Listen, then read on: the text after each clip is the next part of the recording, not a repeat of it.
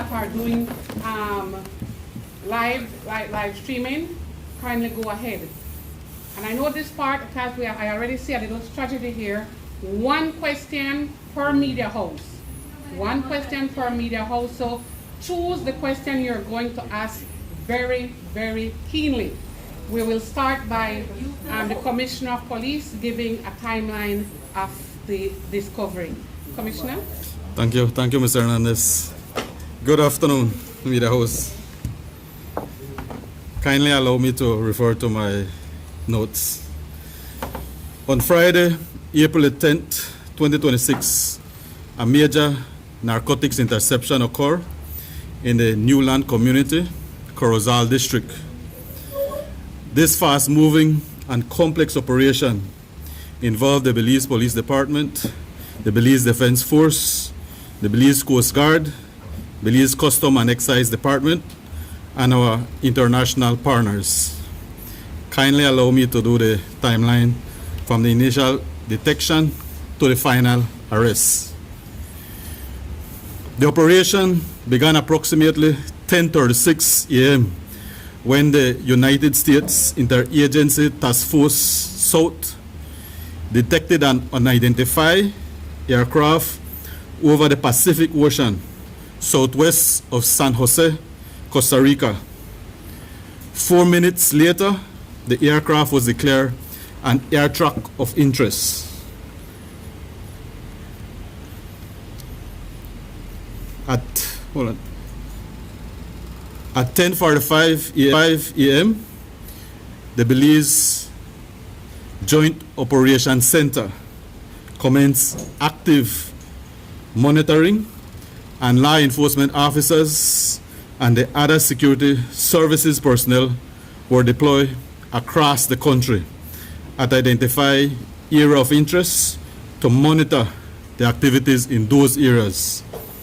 This decision proved critical for us and effective since at approximately 1:50 p.m., a custom enforcement team operating in Newland Village, Corozal District, encountered a SUV parked near the coastline.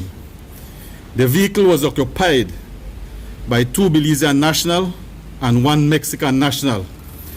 And inside the vehicle, officers discovered 9 canisters of suspected aviation fuel, a firearm, and a satellite phone. These were clear indicators that the Newland Village was the intended landing site of the aircraft.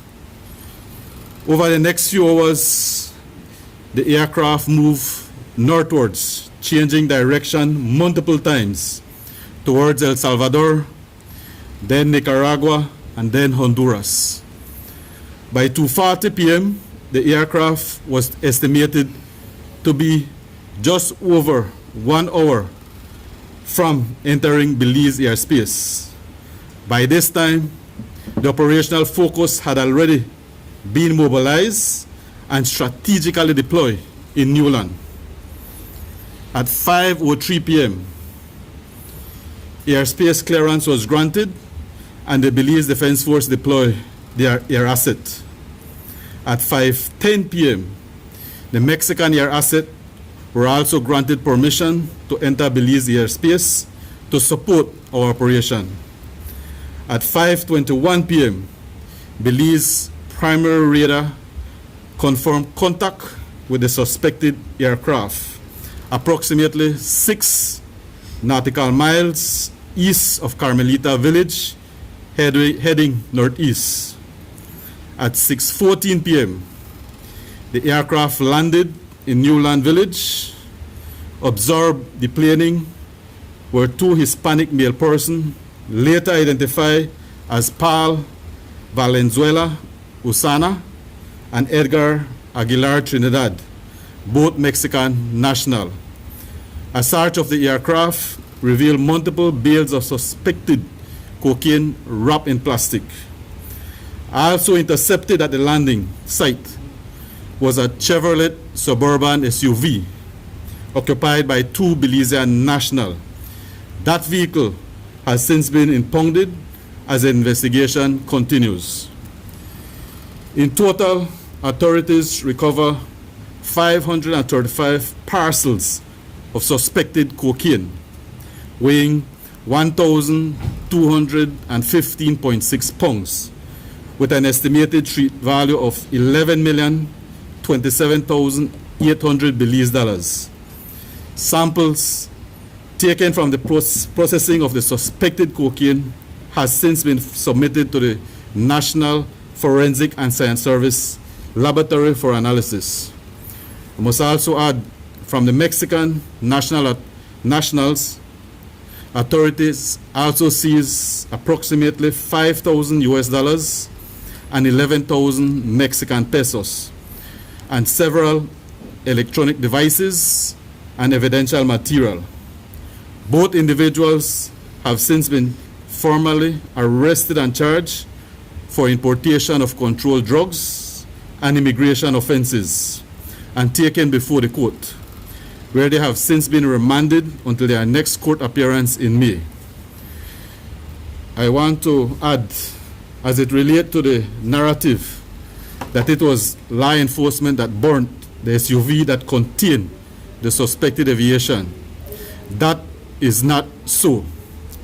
As I have indicated, it was custom enforcement team that made the interception, and given the circumstances that was at hand at the time, which I will not get into the specifics, it was prudent for the custom officers to withdraw.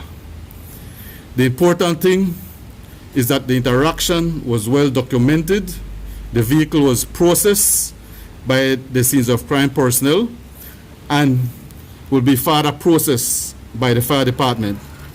These actions and the retrieval of items of evidential value should be of great assistance in the intended prosecution. Friday operation, I want to underscore the effectiveness of timely intelligence and rapid coordination between our law enforcement and the security services personnel. Additionally, our brave men and women of the security forces, both on the ground and in the air, must be commended for such a successful operation. Thank you. Okay, in regards to question, can you identify where you're from and your name, please, and who you're directing your question to, so we can proceed. Paul Here, BSP? first, Paul Lopez first. Hi, Paul Lopez, News 5. What effect, if any at all, does the burning of the vehicle and the the fuel canisters have on the investigation and subsequently whatever court proceedings will follow thereafter? As Commissioner Rosada would have stated, I got big mouth. We're live, sure. As Commissioner Rosada would have stated in his briefing, the important thing is that the vehicle was processed in terms of the fact that scenes of crime technicians would have processed it and retrieved items of evidential value. Photographs were taken and further processing will be conducted. Indeed, it would have been ideal to have all of those items, but we are of the view that notwithstanding that the items in terms of the aviation fluid was destroyed, it will not detract from us being able to put forward some evidential material in the intended prosecution. If I could just be afforded a quick follow-up on that, how unique is this case or this approach? How advised is it to burn these sort of materials that could be used as evidence? Commissioner indicated that the burning did not occur by law enforcement officials, Mr. Lopez. The situation at hand, which we will not get into the specifics of, it was prudent for the team of custom officers to withdraw. It was when they withdrew that we suppose the burning was conducted. However, as I stated, notwithstanding this, we have ensured that we have retrieved items of evidential value that will be of assistance to the intended prosecution of the matter. Okay, thanks, Ms. Smith. That's two questions, Mr. Lopez. Mr. Hughes, you ready? Yes, your news breaking Belize News. Commissioner and perhaps Brigadier General Velasquez, how unusual is the track that this plane took? Usually, or I could be wrong, the tracks would be from the Atlantic side of Belize, the Caribbean Sea, coming from Colombia or Venezuela, whichever. This one, you said, came from the Pacific Ocean side. So how unusual is that, and were they trying to throw you off, so to speak? I must add that you're correct, that in 99% of the time, the truck have left South America, traveled through South America, through the Caribbean, then into our area. But we have had an instance before this one where it went from the Pacific, it traveled through Salvador, Honduras, Guatemala before it entered Belize. So this is the second time that we are having such a truck within a 1 year period, or just over a year. And then just One question. Well, no, I was One, your one is already up. Yes, Next one. person. Good afternoon, Jules Vasquez from Channel 7. Commissioner, I haven't seen you in months, so nice to see you again. I'm a hard worker and always on the ground. Always on the ground, sir, that's for sure. Man of word, but man of less word, but action. Much action, no doubt. I totally reject, resent, and will not adhere to one question. We are either medias who are partners, or we are just slaves to your monolithic, unilateral, one-channel form of communication. Either we interact in a genuine spirit of cooperation. At that table, you have a PhD. You have two gentlemen who've gone through so many years of service, of training. Man, you can't take more than one question, sir. You all are among the best brains in security. These three in particular.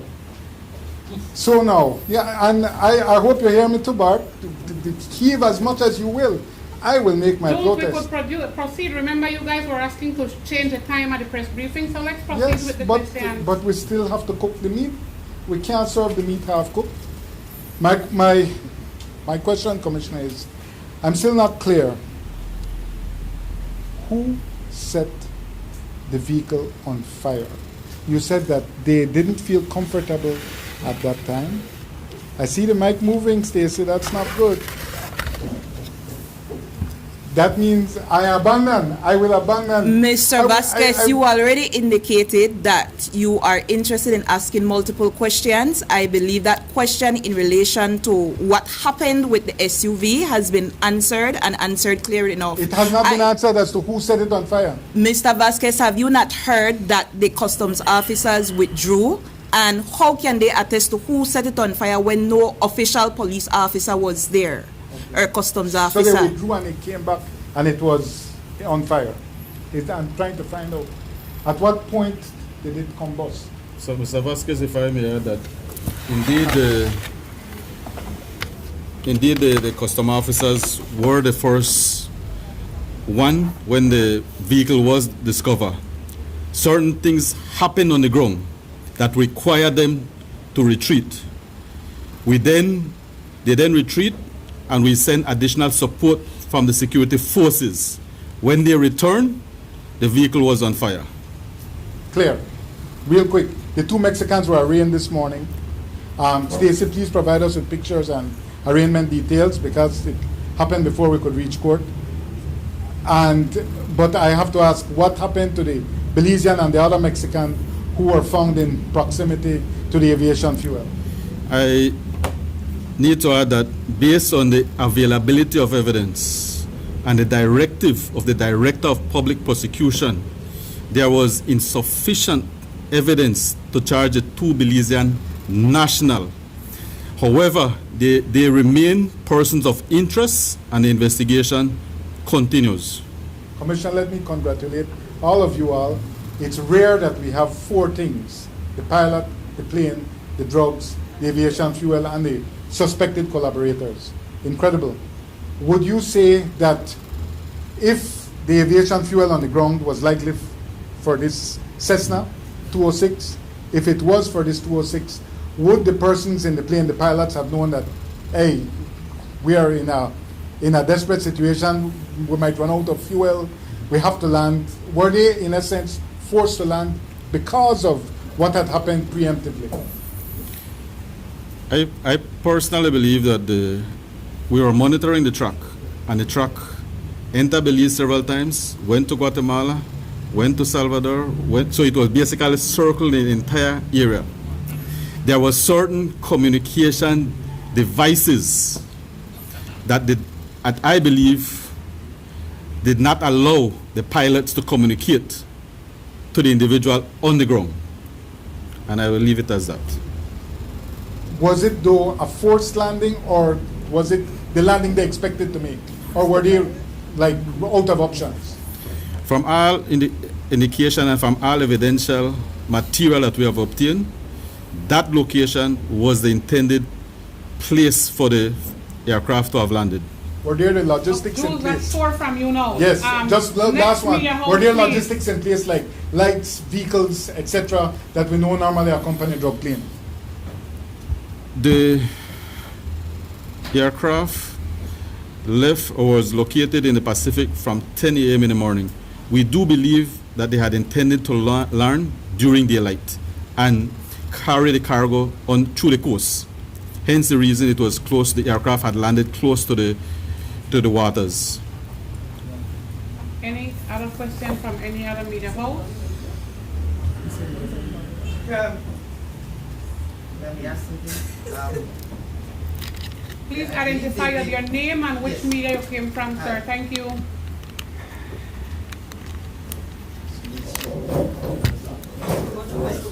All right. Good afternoon. My name is William Esgiri. I write for the Amandala. With regard to the issue of fuel, I believe the aircraft has some sort of fuel gauge to tell you how much fuel is still in the airplane tanks. Can you update us on just how much fuel the aircraft still had now? How much flying time did they still have? One. Can you say who you're directing that question to, sir? Thank you. Whoever has custody of the aircraft. Okay. And I mean, you guys examined the aircraft, right? For evidence. So you did notice the fuel gauges? Okay. We already accept that the fuel on the ground. Your question will be answered now, sir. Thank you very much. Okay. When we took custody of the aircraft, after a brief examination by Belize Defense Force Air Wing technicians, we have determined that the aircraft was rigged specifically for one, transporting cargo, and two, for having extra fuel capacity. So it wasn't just like a standard Cessna aircraft. So it was rigged specifically for having extra fuel capacity. And to answer the last part of your question, yes, there is still extra fuel within the aircraft as of the point where we examined it. So the aircraft still had enough fuel to probably fly somewhere else if it chose to when it landed. Okay, it wasn't a case where there was a forced emergency landing at all. If Mr. Sobranis, you could speak about if there was a riverine or littoral component, marine component.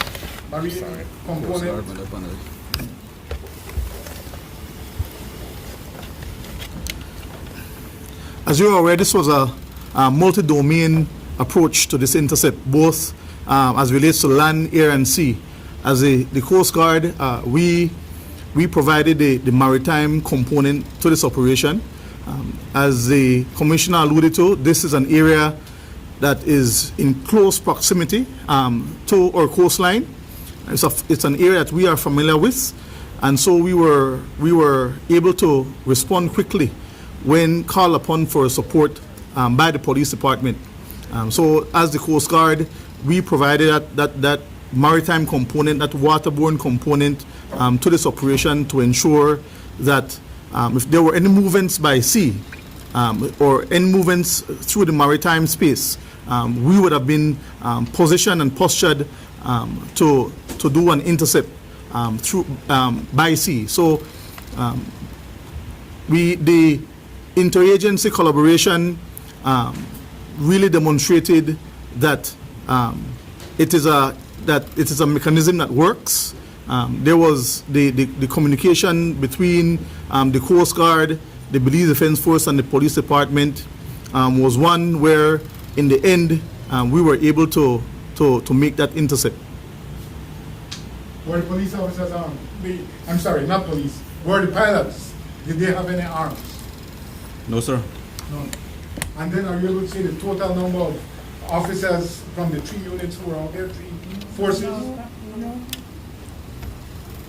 No, fair enough. Okay, guys, so if no other media house here, other than that have already been spoken, then that will bring us to the end of this portion. No, but I want to highlight them, Jules, that our successful operation today indicate that, you know what, Belize is not a transit route for illegal drugs.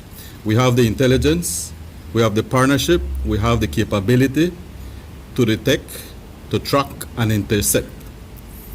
So we have the capabilities. How have our U.S. counterparts responded to this successful bust?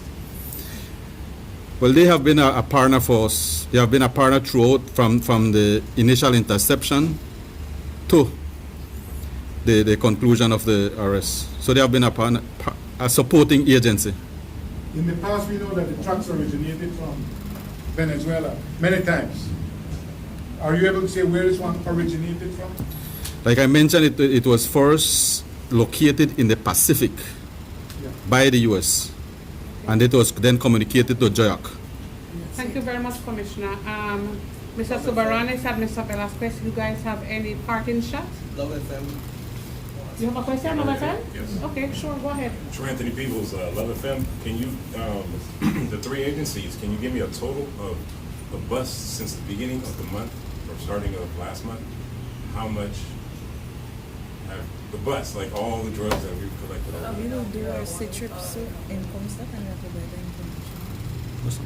Yeah, quarterly Comstats are pending.